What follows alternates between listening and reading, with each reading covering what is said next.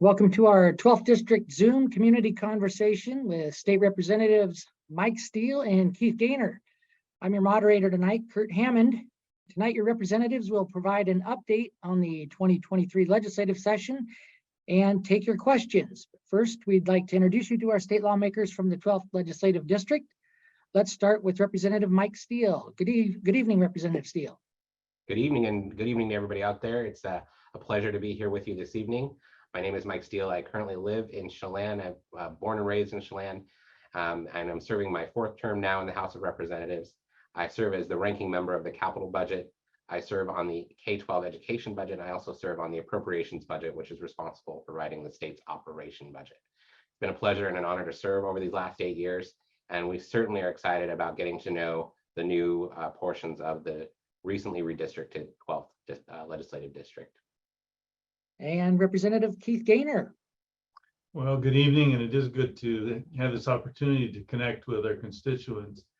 I am Keith Goehner. I'm representing I live in Dryden, and when I say representing, I kind of sometimes forget about kind of the transitions that we've made. And anyway, we are interested in hearing your thoughts and your concerns.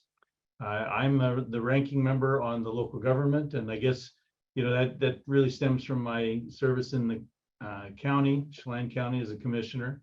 I also serve on the Environment and Energy Committee and also Transportation. So we do have a lot of interesting bills coming through, and we're interested to hear some of your feedback on your thoughts on some of the things that we've been dealing with, and look forward to this evening's interaction.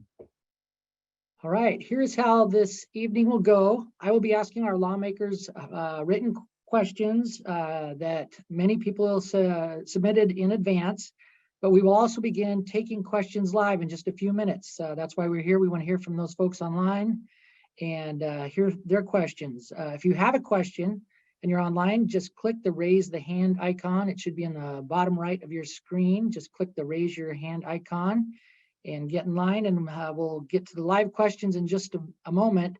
A couple reminders: we cannot talk campaigns, elections, or campaign related matters on this call since we're using state resources. And also, I need to let everybody know that this call is being recorded. All right, we're going to start off with some of our pre-submitted questions first, gentlemen. And our first question is from Tavish, and it relates to the redistricting. And actually, there were a couple or maybe two or three questions related to that. He wanted to know how you plan on learning the communities recently added to the 12th district, and it ties to a couple other questions folks had on how the whole redistricting process works and how we ended up with the west side of the mountains. So, gentlemen, who wants to start? Yeah, we can jump in. So as folks know, in our state, we utilize an independent commission. So there's no ties to legislators or the legislature for that matter. By citizen initiative, our state decided that we wanted to have an independent commission that couldn't be influenced by politics to create the redistricting lines across Washington. So that group of 4 people plus a chair had been working for a year after the census was developed and counted, because remember, that's what the census is for. It's to ensure that you're adequately represented in your state and federal governments. And so once those numbers were counted, we had to figure out a way to pick up an additional around 60,000 folks from the west side to the east side. And so after much debate and conversation, and again, we were not involved in this process at all, other than like the general public, we can provide written comments. We were kept outside of the whole process until the final map was announced. And so the commission felt that this was the best way to increase that population size, to go from east to the west. And this was the 12th district to the commission seemed to make the most sense of stretching across the Cascade Mountain Range via Highway 2 and then around kind of in a U horseshoe shape to North Bend and parts of Snoqualmie. And so this wasn't something that we decided. We had no input in it. It wasn't something that you all decided. This independent commission came up with it. And so here we are with very interesting and new parts of the 12th legislative district that we have spent a lot of time and effort and energy on getting to know already. We think there's a lot of commonalities and a lot of things that make us more united in this 12th legislative district than keep us from understanding the various parts of East and West. So we, as I said, have spent a lot of time getting to know folks, and we're very excited to continue that effort. So we end up being probably the most unique district in the state. And, the issue really with the population growth was that the population didn't grow as much in Eastern Washington. And so therefore the 7th district now actually has 12 counties. Our old district really had as much or more geographic area as we do now. Before we went all the way up to the Canadian border from the south part of Chelan County. So, coming across the mountains, it's a little bit different because there's a pure space of the district, but there really isn't much there as we come over the mountain. But the size of it and the travel and trying to get to know the communities is similar to what we had before. It's been good to, we've spent the last, we started right away as soon as we had the redistricting, connecting with the towns of Skykomish and the Index and Startup and Gold Bar and Sultan, Monroe, Carnation, Monroe, and then of course we come from Chelan County, so we know those communities pretty well. But it's really important for us to understand exactly the new issues, and yet also what are those things that are most common between us, because some of these issues really they don't have a cascade divide at all. We're very much united on solving the same types of issues. Well, and I would also reiterate, just as the ranking members on the committees on which we serve, we've always had a statewide focus on how we conduct our legislation, because local governments have had, as the ranking member of local government, Representative Goehner has to think globally across the state. As the ranking member of the capital budget, we have to think globally across the state on the decisions we're making. So we knew a lot about these communities to begin with, but I can just say we are super grateful for the folks that have taken the time and the effort to invite us. We held immediately a town hall in Monroe and had a great turnout with lots of really engaged people. We'll do that again once session is over. Until then, we will be coming to you in this virtual format, and we again have been really thankful for the folks that have called, emailed, and who have worked really hard to invite us to meetings, public, we've been to school board meetings, we've been to city council meetings, all over the new parts of the 12th district. So we're just very appreciative. All right, there's a lot of people online. If you're online and you have a question, just click the raise your hand icon. It should be in the bottom right of your screen. Click the raise your hand icon on the bottom right of your screen. And if you're just joining us, a couple reminders: we cannot talk campaigns, elections, or campaign related matters because we're using state resources, and this call is being recorded. All right, before we go to the folks online, we're going to take just a couple more of the pre-submitted questions because there are a lot of people that submitted questions. We're going to ask Representative Steele, you're the ranking member on the Capital Budget Committee. How's that process going right now? What's going really well. I'm very proud of the work that I've done over the years on the capital budget. For folks who don't know, this is a budget that's written by 4 members of the legislature, 1 member from each of the caucuses. So 1 Republican member of the House, 1 Democratic member of the House, and same in the Senate. And it's truly the only 100% bipartisan budget that gets written. We work really hard from the beginning of session to develop a budget that all Republicans and Democrats can support. In the last several terms, our budget has been adopted unanimously in both the House and the Senate. So it just shows you sort of the level at which we're working together and how important that is. And we take consideration of all of the members' projects, regardless of party affiliation. And again, really proud of the work that happened in that. It's a very difficult budget to write because it's a budget that's responsible for all of the state facilities, including higher ed, K-12 education. We do all of the conservation programs out of that budget. We do all of the wildlife and WWRP and Recreation Conservation Office work out of that budget. We do salmon recovery out of that budget. We do culvert removal out of that budget. So these are all hatchery improvements for orca whale populations are all coming out of that capital budget. This year is a little more nuanced because we are looking at a proposal from the governor that would send a $4.8 billion referendum to the people. So the people would have a chance to vote on whether or not they wanted to pass a tax or a bond rather that would pay for that $4 billion. It would be outside the debt limit, but we are looking at it. And I always think it's important to give the public the opportunity to tell us whether or not they want to pay for these programs. And so we won't be implementing that new debt new debt and bond program until after citizens have voted on it, but we will have to pass a bill this session to do that. So in the capital budget, the focus continues to be on housing, homelessness, solving housing and homelessness. We are working really hard to deal with major infrastructure issues all over the state.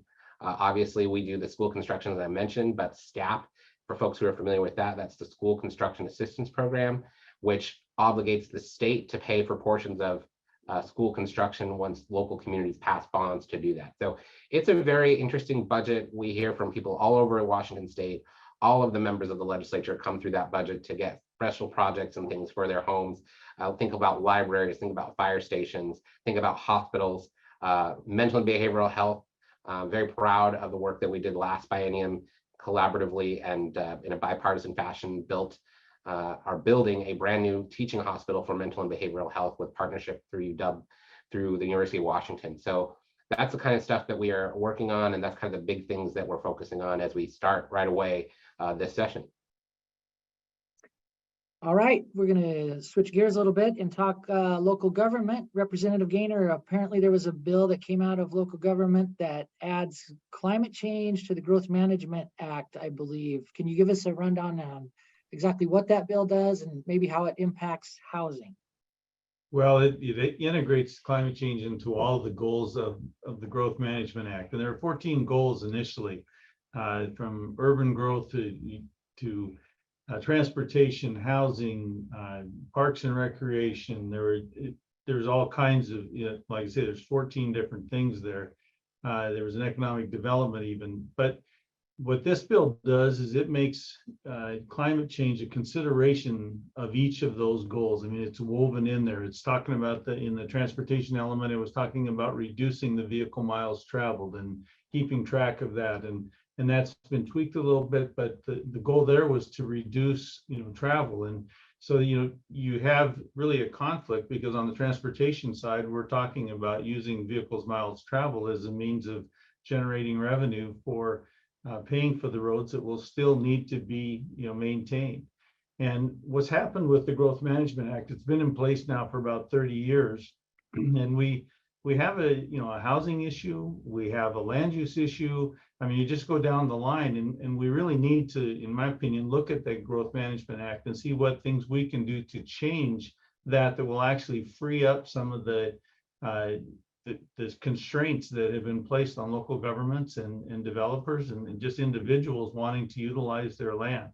So this particular bill, in my mind, is really, with the other thing that we've done, I guess we would say too, is that we passed legislation in the last 3 years that with the Clean Energy Transformation Act, we have the Climate Commitment Act, we have the Low Carbon Fuel Standard. We haven't even taken the time to see whether that's making the changes or progressing the way that it was laid out to do. So to layer this on to the local governments when we don't have the people in place even to do the planning, it seems to be a little bit more burdensome again with more regulation. All right, we've got quite a few people with their hands raised, so we're going to get to the folks online. And our first question comes from Susan. Susan, you're on with your 12th district representatives. Go ahead, Susan.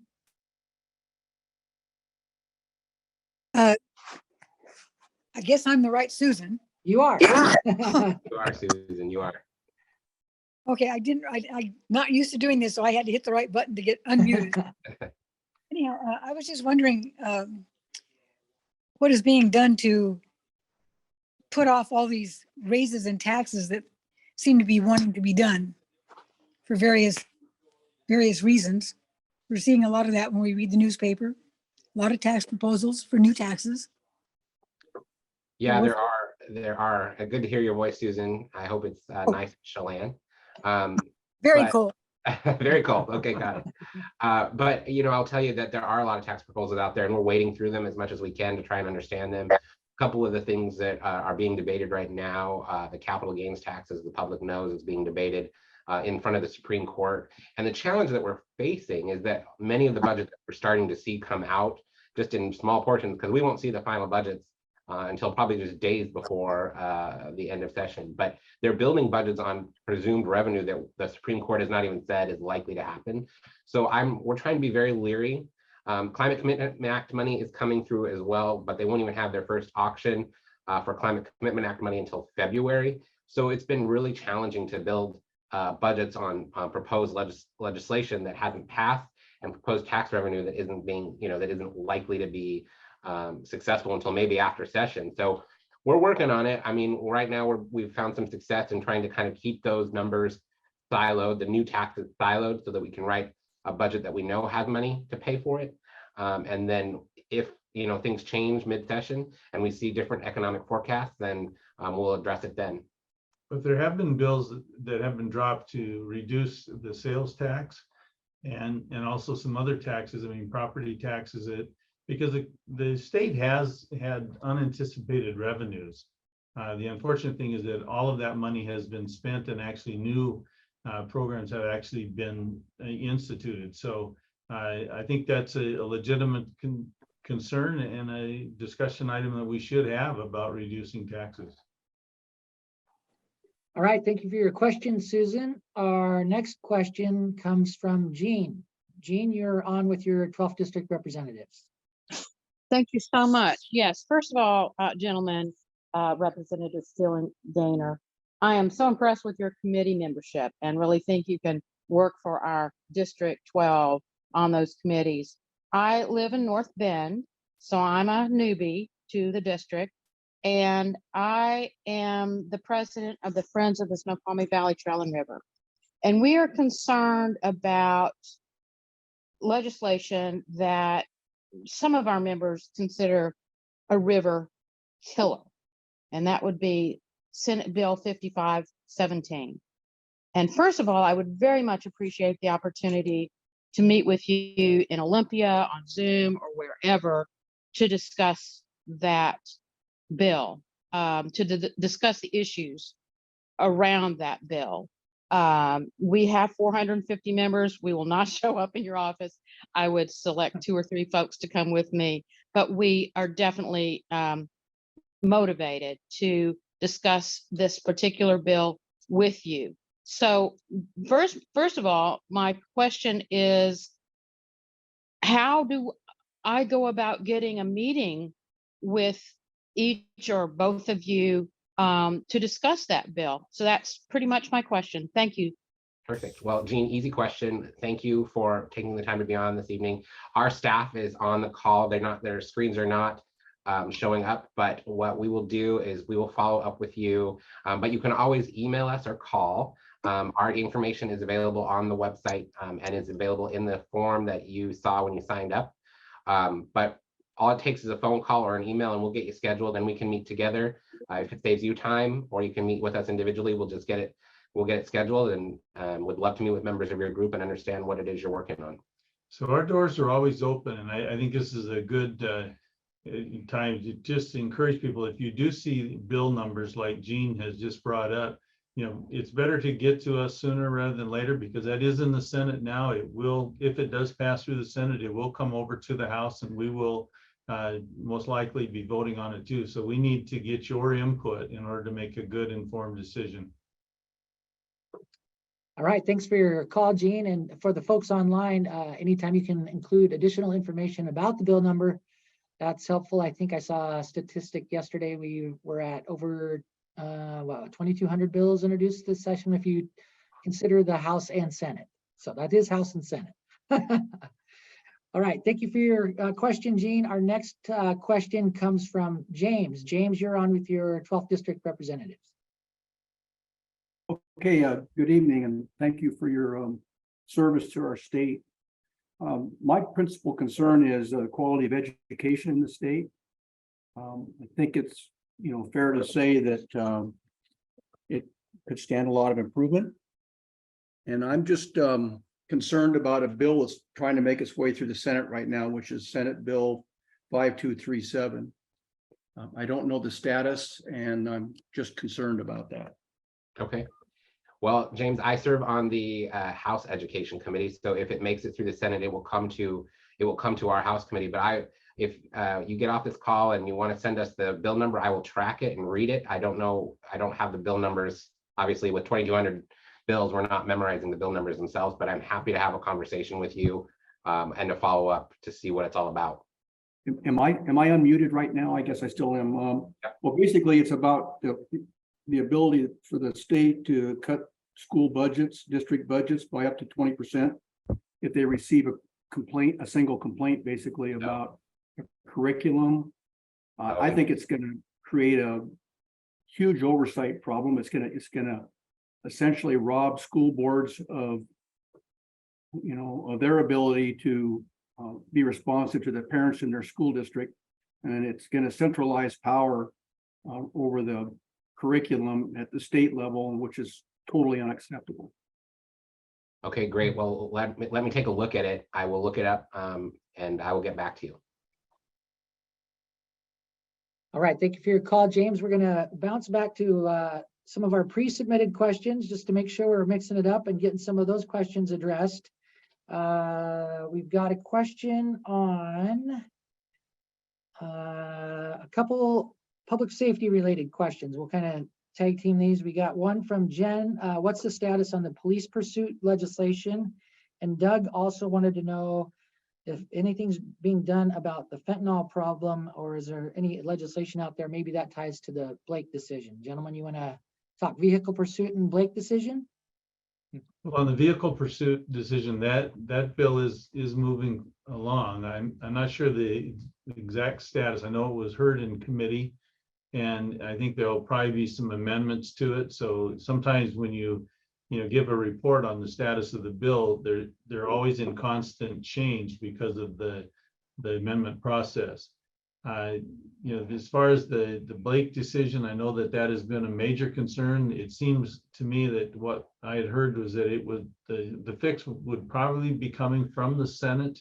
I believe it's Senator Solomon's bill that seemed to have the most support for a means. I don't think it's getting quite to where we would like to see it be, but at least it's making progress in restoring some of the previous conditions, I guess, of arrest and in dealing with the issues of crime. Yeah, and we both were early supporters of the right to pursue bill. We're trying to work through that. We want to get it right. We've also always been huge supporters of making sure that the communities have resources so that officers are trained appropriately and educated appropriately and feel like they are empowered to do their jobs correctly, because none of us like to see bad apples. And we know that we need to be cognizant of that as we work through these issues. To the fentanyl question, we are working with our federal partners as much as we can to try and figure out a way to get our hands around it. I don't think that passing some bills that are making communities less safe, and the Blake decision certainly was a challenging decision. I think it can exacerbate the fentanyl problem rather than help us. And so we're working on that. And as Representative Goehner mentioned, we're waiting to see what the fix might be from the Senate. We have House proposals as well, but unlikely for them to move. So we'll be watching what the Senate does and supporting anything we can in the House. Given what we've heard, though, just on that fentanyl issue, it is in every community. And it's not something that's just, in Seattle or the metropolitan areas. And I think I'm hopeful that everyone will be very willing to, deal with it in a way that is very meaningful and restores, some, I guess, sense of decency in the communities. All right, thank you for those questions. And we're going to go back to the folks online because we've got a lot of people with their hand raised. Our next question comes from Mike. Mike, you're on with your 12th District representatives. Good evening, commissioners. You see my wife up there because I'm on her computer. Just curious if you are aware of the HB 1393 bill that is going in. I'm going to set out a couple numbers on this, as well as the HB 1462 and the HB 1050. The 1393, that's for we're pro against this to do a 2-year delay in the 6126 law that was passed back in 2018. Basically, from not getting any information given out to a lot of us electrical contractors on there. Just kind of asking your guys' opinion on this. And as we kind of move forward, we had a big rally down in Olympia over the HB 1393 where hundreds of electricians showed up to be proactive on this. And it sounds like it's moving in the right direction. So I'm just bringing it to your attention on that. And if you guys have any opinions on it, it'd be great to know. Thank you.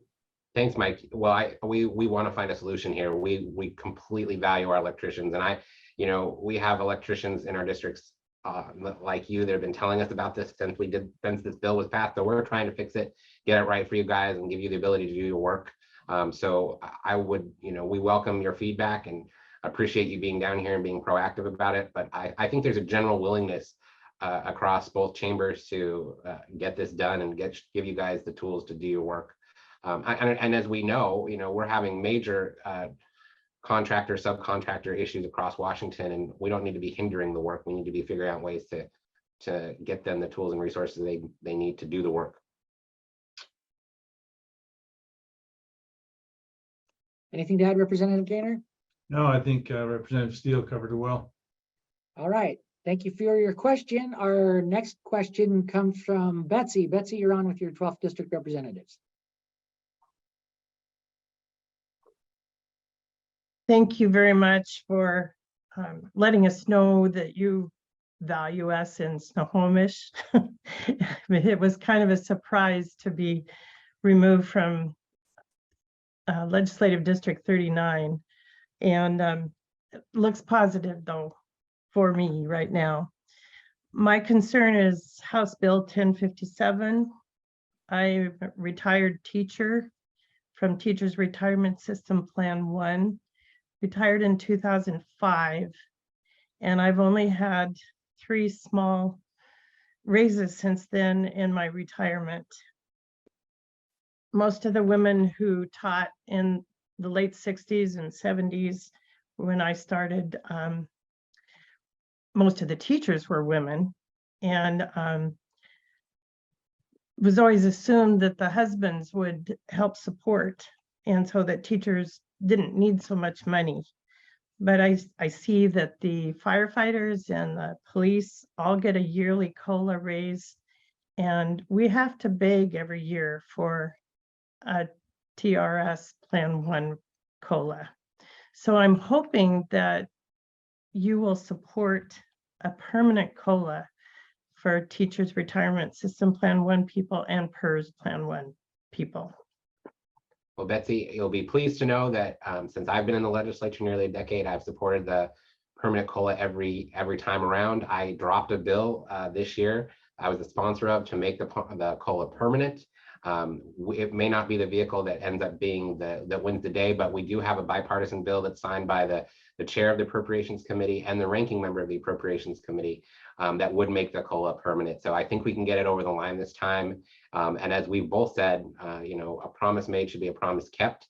And we really believe that COLA is necessary. And we know that you guys are sort of struggling to live off those retirement incomes that were coming from, as you mentioned, salaries in the 60s and 70s. So we appreciate it, and we're working hard to get it done, and you can count on us to support it. Yeah, and we've met with the retirees each year I've been here, and each year we've made that commitment that we would be fighting for that raise. But unfortunately it has been not a part of the final budget at times, and so it's we would like to see that in there as a permanent fix. All right, thank you for your question. Our next question comes from Paul. Paul, you're on with your 12th District Representatives. Yes, can you hear me? Yep. Yes. Yeah, good evening, gentlemen. Thanks for having us and allowing us to ask questions and get some of your thoughts. I wanted to discuss briefly some of the legislations that's being looked at that affects both landlords and tenants. And a lot of it, seems to be drafted in a way that's supposed to be helping the tenants. And the reality of the situation is a lot of it is so anti-landlord, and we are landlords, small landlords here in Wenatchee, that what's happening is people are just getting out of the landlording business. The small landlords, they're selling their houses and small rentals, and they're going to people from outside the area, and we're actually losing them off of the rental pool market. The other thing that's happening is they passed this multifamily housing tax exemption a number of years ago, and what's going on is all of the ones in Wenatchee, the large apartment complexes, are all getting 8-year tax exemptions. So what's going on statewide is there's in 2022, there's going to be $125 million in taxes that are not going to be paid in property taxes. And those taxes basically get shifted to the rest of us. So as a small landlord, we're basically paying the taxes for our competitors to compete against us.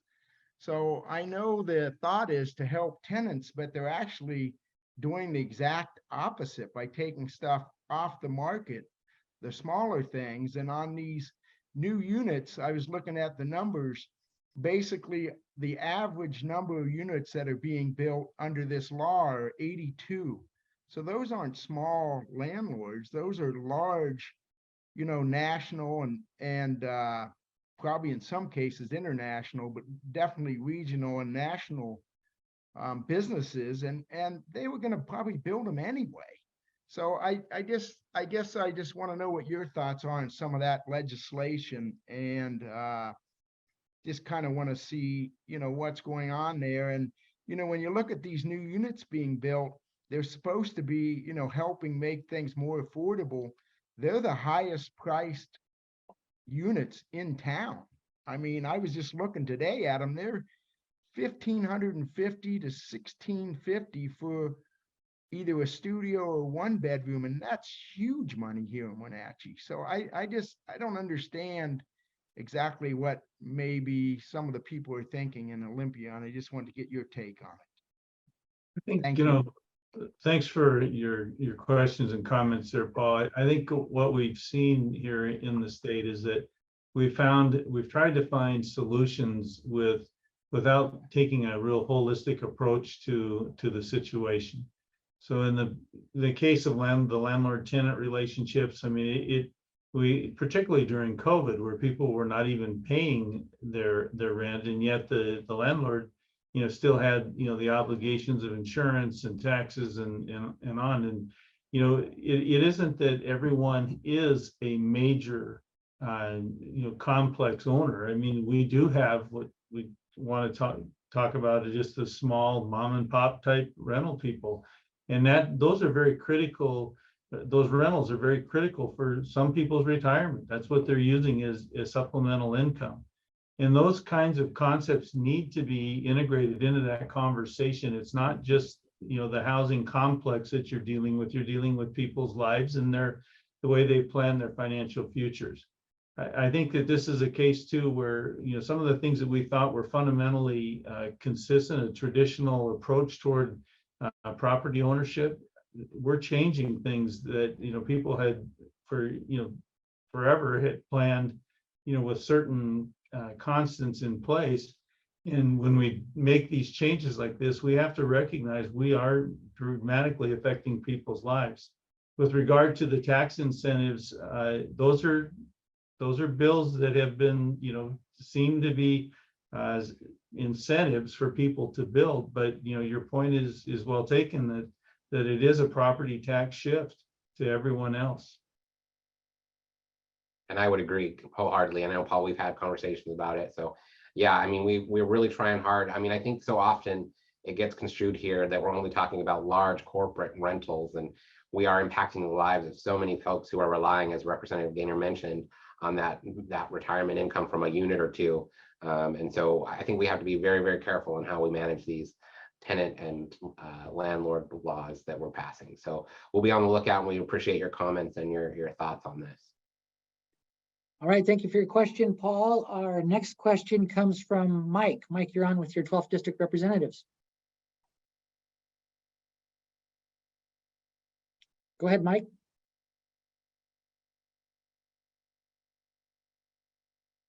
Hey there? Can you hear me Yeah. now? Okay, yes, we can hear you. Okay, my concern today is about the unconstitutional and unlawful firearms legislation that our governor is proposing. And there's quite a few of them in lieu of the Supreme Court decision and the state constitution and the federal constitution. Everything he's doing is illegal. And I know you guys are outnumbered, but I do not know what legislative action you can take. Apparently there's none. Or what kind of legal action you can take. This man is doing things that are illegal. He's passing or trying to pass laws that will affect millions of people. And I wanted to hear what your thoughts are on it. Well, thanks, Mike. We appreciate your comments. Yes, there are a lot of proposed pieces of legislation, and I think the challenge here, this is one of those issues that it just fundamentally, we have different views on it from the other side. You know, I mean, we believe in the protection of the Second Amendment. We also know that passing another law is not going to stop criminal behavior or bad behavior. You know, we already have laws that say guns are illegal to be on school grounds. It's illegal to murder people. It's illegal to hurt people and certain, you know, so this layering effect is just sort of messaging rather than actually solving our problem. And so we're looking for ways that we can find solutions that's not limiting the Second Amendment, but is also, you know, trying to help work on school safety and, you know, mental and behavioral health. We're, as I said at the onset, we're putting a ton of money into those areas so we can go out and help these folks before they ever become a criminal. And again, we could pass all these laws, but it's not going to change criminal behavior, and it's only hurting the honest folks of Washington. I mean, like I say all the time, I lock my doors at home, but if somebody really wants to get in, they will do it at any means necessary. And so I think sometimes we just lose that fundamental piece in this conversation. Bad people will always be bad people, and if they're wanting to cause harm to people, they will find a way to do it, no matter And the exactly, and that's what I'm speaking of. Is the governor decides how we can defend ourselves against those very same lawbreakers, and that's absurd. You know, it just, what he is doing makes no sense. And it's like you want to hold the Constitution up in front of him, both of our constitutions, up in front of his face, and ask, what the heck are you doing? You know, can you not read? Well, the constitutional, you know, assurances that we have, I mean, you know, have been somewhat, we haven't been real, I guess, careful about how we formed a lot of the laws.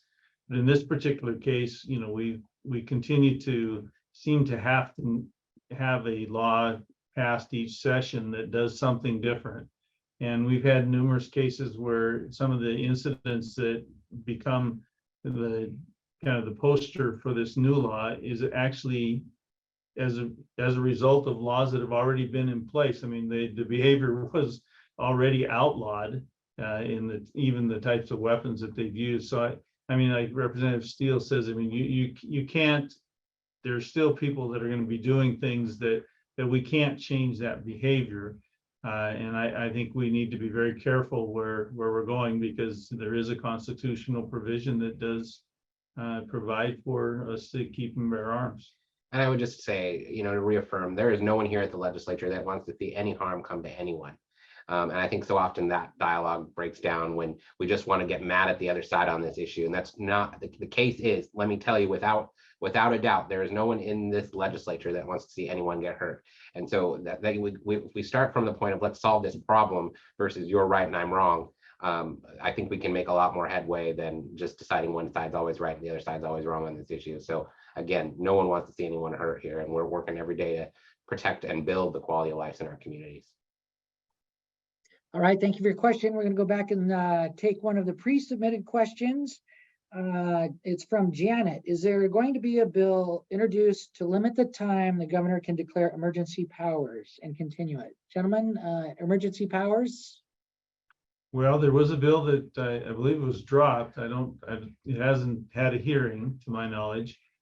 So I mean, there is an effort that on our side anyway to want to reform, you know, what's happened. And really what it is acknowledging the separation of powers so that the legislative branch, you know, functions, you know, in their sphere, and then the executive branch as well. And we did give the governor some, you know, emergency powers, but it was intended to be for a different purpose than what we saw evolve. And this bill would just say that, you know, we do need to have concurrence with the legislative branch that as we proceed with this emergency, that there are these check-ins and agreement that yes, we still are in an emergency situation.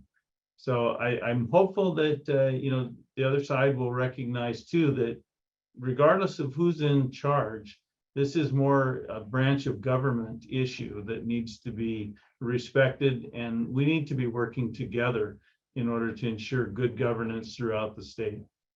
Yeah, and I would just agree. I would also say this has been a very interesting experiment in political science. I hold a degree. One of my degrees is in political science, and it was interesting to watch because if you look at the dynamic, at the federal level, we had a Republican in charge, and Democrats were really upset that he had monolithic power. And at the state level, we had a Democrat in charge, and Republicans were really upset that he had monolithic power. So it just shows that this is not a partisan issue. This is an issue that, as Representative Goehner mentioned, this is an issue that we should all be concerned about and truly how governance happens. Because, and I will make the commitment, and I've made this commitment publicly many, many times, if a Republican was in charge and they were keeping out the legislative body through the whole of the process, I would have really hard feelings about that. And that's what's a little frustrating. This is, again, is not a partisan issue. This is, we need to make sure that the legislature, the direct vote of the people is represented in some of this stuff. Now, the emergency powers exist for a reason. They do. We gave him powers for a reason. We gave the governor and the president powers for a reason, but they were never meant to go on and on and on and on and on without a check. And so that's what we're trying to fix, not taking them away entirely, but we're trying to create a check and a balance, as our democracy has always been built upon, to remedy these emergency powers lasting forever, with only one person making that decision. So, and again, as I told people, there were so many frustrated folks on both sides of this issue. I said, you know, the governor, talk to the governor. He's the only one right now that can do anything about this. We were literally barred from conversations. And that's frustrating. And it was frustrating a lot of the constituents that voted for us and thought we could make a difference. So, and in order to make the changes that to overrule what we had, just you want to keep people, you know, mindful of the fact that we needed a 2/3 majority in order to overrule. Now with these new bills, of course, the majority would pass, but then you still would need the governor's signature. All right, thank you for that pre-submitted question, Janet. And I believe Representative Corey out of Yakima is the prime sponsor on that bill, but I don't have a bill number in front of me.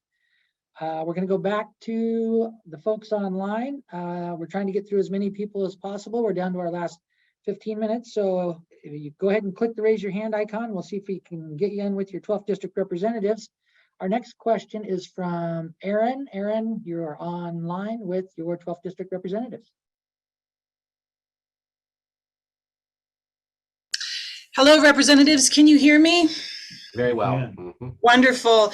I actually spoke with you both last year. I was working for the Snoqualmie Chamber of Commerce, and I got to interview you, Representative Steele, for the candidate forum. And Representative Goehner, I think we got to speak on the phone. So I just wanted to say I'm excited to have you guys representing us. I'm here in North Bend. Representative Steele, you said something about the budget being largely allocated to school construction. And I just heard that Bellevue has such a loss of students that 3 elementary schools are going to have to be closed shortly. And my understanding is that we've seen a drop in enrollment. So I was just wondering, where is this money going toward with regard to school construction? Well, it's a large portion of the capital budget, and it makes up for about 52% of the general fund budget. What I would say is the way that education funding works, it's based on apportionment based on enrollment. And so for the last several years, because of COVID, the legislature, and I supported a backfill, and I believe Representative Goehner did too, a backfill in those dollars we were losing from enrollment going down. But we've done that now in 2 budget cycles, and we've made it clear to the schools that unfortunately we can't continue to backfill budgets when enrollment continues to decline. But none of us want to see school closures in communities that want to have them. We just have to figure out a way to pay for them that's not, that isn't continuing to escalate costs for over and above what we already based on apportionment. So it's a little complicated in terms of how the McCleary decision from the Supreme Court drives formulaic funding to the schools, but we have made efforts. And again, if we have to, we probably will do it again to backfill that enrollment number. I don't know what kind of support it will have this time around because we're talking very, very large numbers. We're spending now about, we're going to spend $36 billion on K-12 education. That's with a B. So we're struggling a little bit. All right, thank you for your question, Aaron. Our next question is from Susan. Susan, you're on with your 12th district representatives. Go ahead, Susan. Hi, this is actually Lonnie, Susan's husband. Go ahead. She's the computer literate one. So I'm from Monroe, and I have a question about the UGA not being expanded. So I wrote down some stuff here. I'm just going to read it out loud. 65% of Washington is ownership housing, quote unquote, the majority. I believe home ownership is aspirational, and this COVID emergency has put an exclamation point on the want for people to have their own homes, condo, single family, etc., and the advent of telecommuting also. People will travel to get to their own home. Why is the UGA not being expanded? Obviously, we have a housing crisis. Most people do not want to live in a high rise along mass transit routes while not owning a car. Can you please answer? Well, the UGA is set by the cities unless it's a standalone UGA that would be determined by the county. But typically it's the urban growth area that will accommodate up to the next 20 years of growth for the city. I guess the point that I've tried to make within some of our discussions about housing is that we do have available land because we have a 20-year build out that cities are not able to actually accommodate. You need to, obviously have sewer and water and storm drains installed. And yet the cities and counties have made the commitment that these are the land designations that will accommodate 20 years worth of growth. And yet, we're saying that we have a shortage. So there are a number of things that need to happen in order for, growth to actually take off and have housing starts, pick up again. And I believe that we can make some changes in some of the regulations that we have by streamlining some of the permitting processes that can get people to work and building those buildings. We also need more carpenters and electricians and sheetrockers, and we need more people in those trades to be doing the building. So, some of it is related to the individual cities and counties in the way that they're approaching it. But then we do have some more fundamental issues that are affecting us statewide. And that is definitely a local government issue. And we're very fortunate to have Representative Goehner and his background. 16 years as county commissioner. I mean, he dealt with these issues again and again and again. And I think, to your question about expansion of the UGA, I mean, density is really, being driven, and should be driven.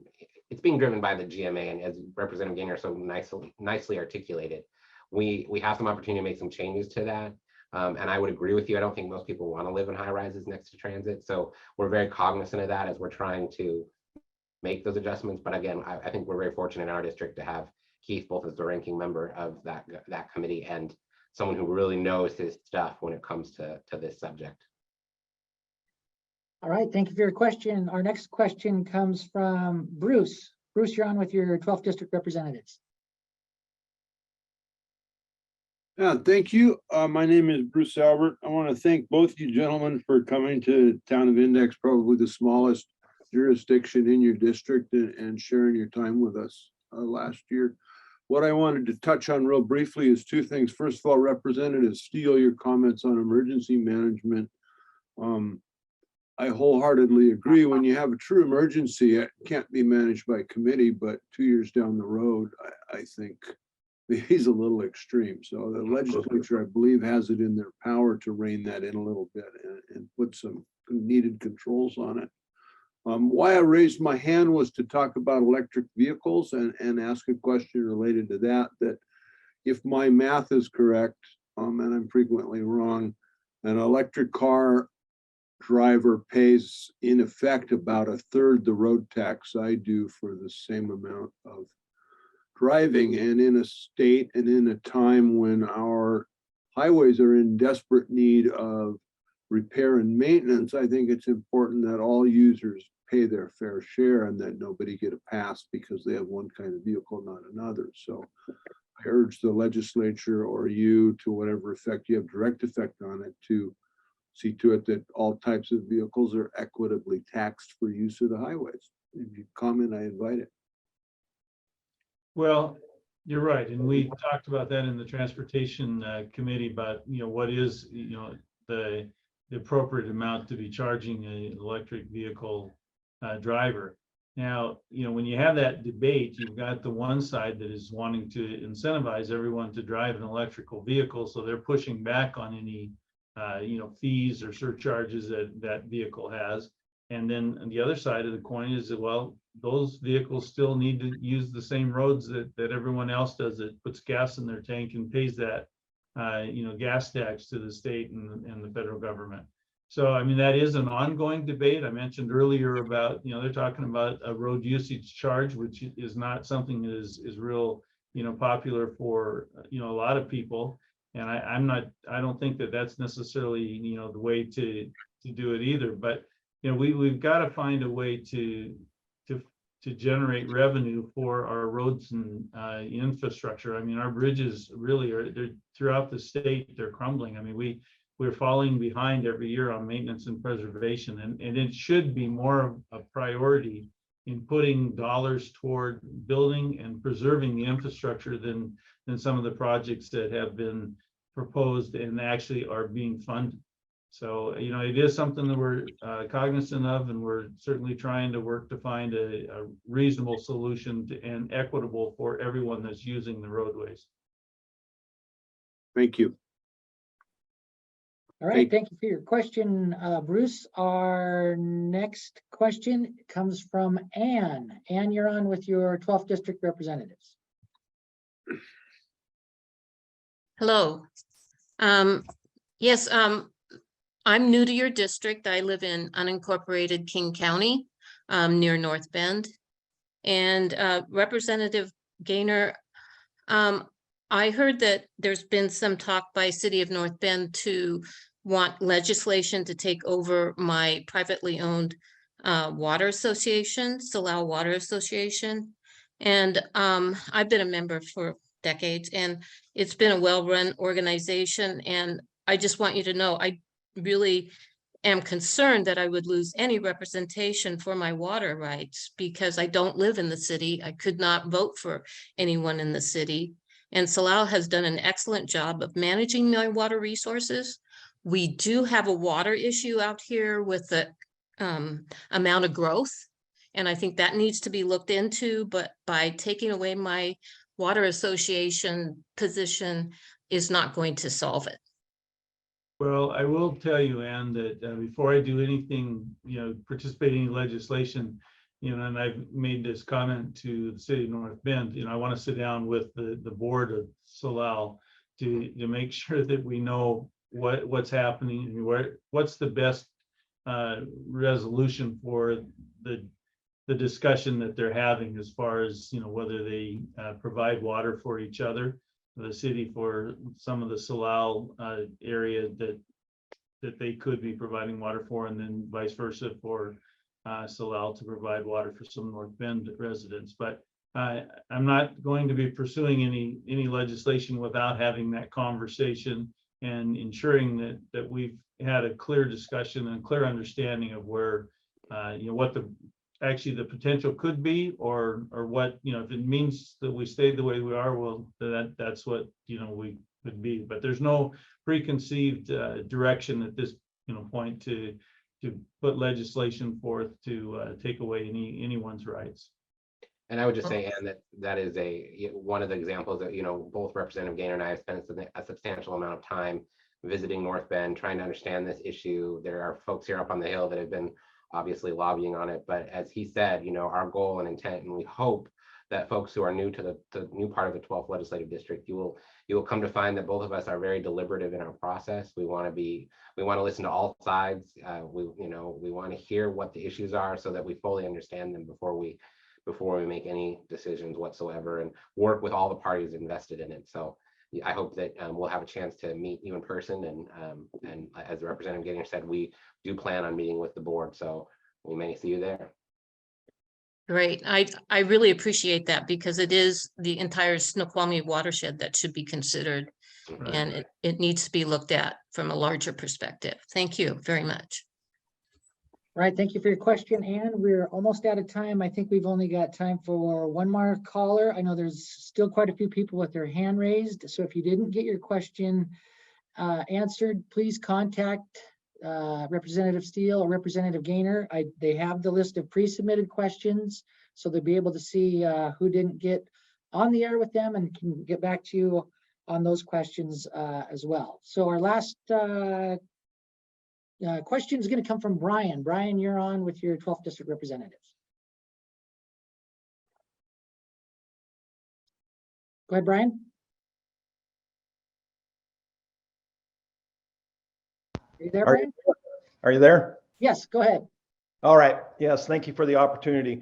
Real quick, just about apprenticeship, and there's a number of bills working their way through that have to do with apprenticeship.